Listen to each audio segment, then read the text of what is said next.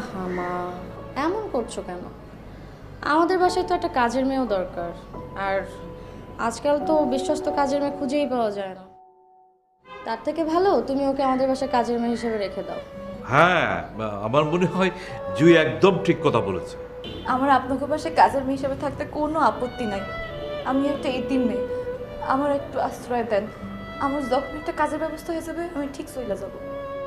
আচ্ছা ঠিক আছে ঠিক আছে, কাজ কাম জানো তো তুমি? হ্যাঁ জানি, আপনাকে কিচ্ছু করতে হবে না। আমার শুধু কবেন, আমি সব কাজ কইরা দেব। ওকে, এসো আমার সাথে এসো।